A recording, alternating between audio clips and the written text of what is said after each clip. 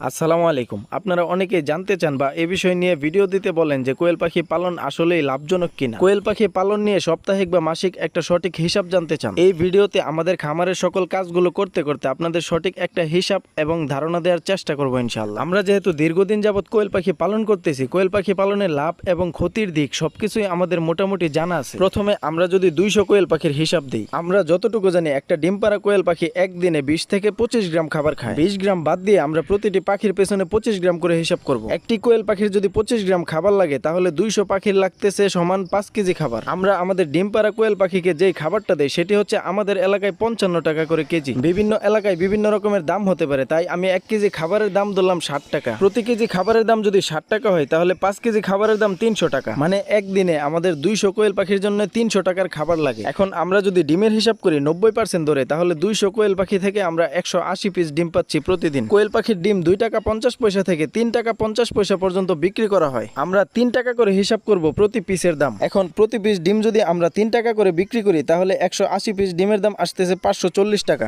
এখানে 540 টাকার মধ্যে যে 40 টাকা বাড়তি আছে সেটা আমরা ঔষধ এবং অন্যান্য খরচ হিসাবে ধরে নিলাম। এখানে আমাদের একদিনের খরচ 300 টাকার খাবার এবং 40 টাকা ঔষধ, মোট 340 টাকা। আমাদের ডিম বিক্রি হচ্ছে একদিনে 540 টাকা। 540 থেকে 340 টাকা মাইনাস করলে আমাদের একদিনের প্রফিট থাকতেছে 200 টাকা। 200 পিস কোয়েল পাখি পালনে আমাদের যদি প্রতিদিন 200 টাকা লাভ থাকে তাহলে 30 দিনে আমাদের লাভ থাকতেছে 6000 টাকা। এখন আমি যেভাবে হিসেব করছি এখানে লাভের পরিমাণ 6000 থেকে বেশি হতে পারে, কিন্তু কম হওয়ার কোনো সুযোগ নেই, কারণ আমি সবকিছু বেশি বেশি ধরেই হিসেব করছি। যাই হোক, এখন 200 পিস কোয়েল পাখি পালন করে যদি প্রতি মাসে 6000 টাকা প্রফিট থাকে তাহলে আপনারা নিজেরাই হিসেব করে দেখেন যে কত পিস কোয়েল পাখি পালন করে কত টাকা প্রফিট।